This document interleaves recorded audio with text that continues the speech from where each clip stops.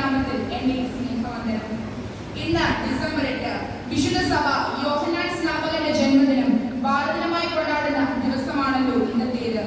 ഇന്നീ പ്രിയ ദിവസത്തിൽ നിങ്ങളോട് ചേർത്തുകൊണ്ട് അല്പനേരം ദൈവസന്നിധിയിൽ സംസാരിക്കുവാൻ എനിക്ക് തന്ന അവസരം ഓർത്ത് പരമകാരുണ്യവാനായ ദൈവത്തെ സ്തുതിച്ചുകൊണ്ടും ഞാൻ എന്റെ കർത്തവ്യത്തിലേക്ക് കടക്കട്ടെ. ഇന്നത്തെ ചിന്തയ്ക്കായി ഈവൻഗേലിയോനിൽ വായിച്ചത് വിശുദ്ധ ലൂക്കോസിന്റെ സുവിശേഷം 1-ാം അധ്യായത്തിൽ വിശുദ്ധ യോഹന്നാൻ സ്നാപകന്റെ ജനനത്തെ കുറിച്ചാണ്. അവൻ ജ്വലിച്ചു പ്രകാശിക്കുന്ന വിളക്കായിരുന്നു എന്നാണ് യേശു ക്രിസ്തു യോഹന്നാൻ സ്നാപകനെ കുറിച്ച് പറയുന്നത്. കർത്താവിന്റെ മനുഷ്യാവതാരത്തിന് മുന്നോടിയായിട്ടാണ് യോഹന്നാൻ സ്നാപകന്റെ ജനനം നടക്കുന്നത്. കാത്തിരിപ്പിന്റെ പൂർണ്ണത അനുഭവിക്കുന്ന എലിസബത്തിന് പ്രസവിക്കാനുള്ള കാലം തികഞ്ഞപ്പോൾ അവൾ ഒരു മകനെ പ്രസവിച്ചു. കർത്താവ് അവളോട് വലിയ കരുണ കാണിച്ചു എന്ന് അയൽക്കാരും ചാർച്ചക്കാരും കണ്ടിട്ട് അവളോട് കൂടി സന്തോഷിച്ചു. ഈ ദിനമാണല്ലോ നമ്മൾ ഇന്ന് ഭാരതമായി കൊണ്ടാടുന്നത്. അനുസരണം, വിനയത്വം എന്നിവ വേഷത്തിലും ആഹാര രീതിയിലും പുലർത്തിയവൻ, ദൈവത്തിന്റെ വാക്ക് വിശ്വസിച്ച് സക്രിയ പുരോഹിതനുണ്ടായ മൗനം, യോഹന്നാൻ തന്റെ ജനനത്തിലൂടെ തിരിച്ചു ലഭിച്ച ശബ്ദവും നമ്മളിൽ അത്ഭുതമുളവാക്കുന്ന ഒരു സംഭവം തന്നെയാണല്ലോ. വേഷത്തിലും ആഹാര രീതിയിലും ലാളിത്യം പുലർത്തിയത് മാത്രമല്ല, ജ്ഞാനത്തിലും ആത്മീയ ബലത്തിലും യോഹന്നാൻ സ്നാപകൻ മുന്നിലായിരുന്നു. യോഹന്നാൻ സ്നാപകൻ എന്ന പേരിന്റെ അർത്ഥം കൃപാലുവായ ദൈവം എന്നാണല്ലോ. പൈതൽ വളർന്ന് ജ്ഞാനം നിറഞ്ഞ് ആത്മാവിൽ ബലപ്പെട്ടു. ദൈവകൃപ അവനിൽ ഉണ്ടായിരുന്നു എന്ന് യോഹന്നാൻ സ്നാപകനെ കുറിച്ച് നമുക്ക് പറയുവാൻ സാധിക്കും. സ്ത്രീകളിൽ നിന്ന് ജനിച്ചവരിൽ ഏറ്റവും വലിയവൻ എന്നാണ് യോഹന്നാൻ സ്നാപകനെ കുറിച്ച് കർത്താവ് സാക്ഷ്യം വഹിക്കുന്നത്.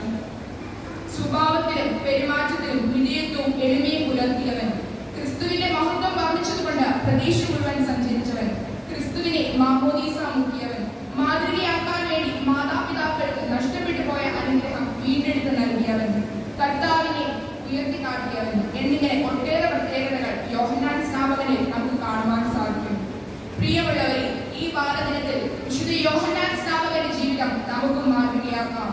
വിശുദ്ധ ലൂക്കോസിന്റെ സുവിശേഷം 18:16 പൈതങ്ങളെ എന്റെ അടുക്കൽ വരുവാൻ വിടുകയും അവരെ തടയരുതെന്ന് യേശു ക്രിസ്തു നമ്മളോട് പറയുന്നു. എങ്ങനെയാണ് പൈതങ്ങളെ കർത്താവിന്റെ അടുക്കൽ കൂട്ടിക്കൊണ്ടുവരിക എന്ന ആവർത്തന പുസ്തകം 6-ാം അധ്യായത്തിൽ മോശ ഇസ്രായേൽ മക്കളോട് ഇങ്ങനെ കൽപ്പിക്കുന്നു: നീയും നിന്റെ മകനും മകന്റെ മകനും കർത്താവായ യഹോവയുടെ ചട്ടങ്ങളെയും കൽപ്പനകളെയും ജാഗ്രതയോടുകൂടി അനുസരിക്കണമെന്നാണ്. ഇവിടെ ഉത്തമരായ മാതാപിതാക്കളായ സക്രിയ പുരോഹിതനെയും എലിസബത്തിനെയും നമുക്ക് കാണുവാൻ സാധിക്കും. ഇരുവരും ദൈവസന്നിധിയിൽ നീതിയുള്ളവരും കർത്താവിന്റെ സകല കൽപ്പനകളെയും ന്യായങ്ങളെയും കുറ്റമില്ലാതെ അനുസരിക്കുന്നവരുമായിരുന്നു. ഉത്തമരായ മാതാപിതാക്കൾക്ക് ലഭിക്കുന്ന ഒരു സൗഭാഗ്യം തന്നെയാണ് സൽപുത്രി പുത്രന്മാർ.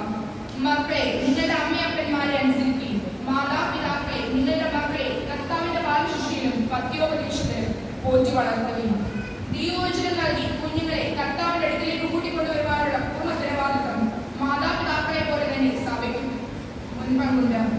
സൺഡേ സ്കൂളിലൂടെ സഭ അത് നിർവഹിക്കുന്നുമുണ്ട്. ക്രിസ്തീയ വിശ്വാസത്തിലും സഭയുടെ വിശ്വാസ ആചാരങ്ങളും കുഞ്ഞുങ്ങളെ വളർത്തിയെടുക്കുക എന്ന വലിയ പങ്ക് തന്നെയാണല്ലോ സൺഡേ സ്കൂളിലൂടെ നിർവഹിക്കുന്നത്. ബാല്യം നടക്കേണ്ടുന്ന വഴി അവനെ അഭ്യസിപ്പിക്കുക. അവൻ വൃദ്ധനായാലും അതിൽ നിന്ന് വിട്ടുമാറുകയില്ല.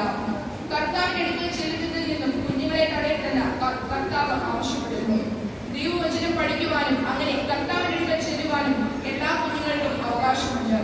യഹോവഭക്തി ജ്ഞാനത്തിന്റെ ആരംഭമാകുന്നുവെന്നും ദൈവവചനത്തിൽ ജീവിക്കുന്നതിൽ പ്രഥമസ്ഥാനം നൽകണമെന്നും നാം പലപ്പോഴും വിസ്മരിക്കപ്പെടാറുണ്ട്. കള്ളവും കാപട്യവും നിറഞ്ഞിരിക്കുന്ന ഈ ലോകത്തിൽ തെറ്റായ പലതിനെയും ശരികളായി കൊണ്ടാടുന്ന ഈ സാഹചര്യത്തിൽ തെറ്റും ശരിയും തിരിച്ചറിയുവാനും വിശുദ്ധിയിൽ ജീവിക്കുവാനും ദൈവവരിക്കാനും നമുക്ക് ആവശ്യമായ ഒരു ഘടകം തന്നെയാണല്ലോ. സച്ചിൻ ടെണ്ടുൽക്കറിനെ അറിയാത്തവരായി നമ്മൾ ആരുമില്ല. ജനമ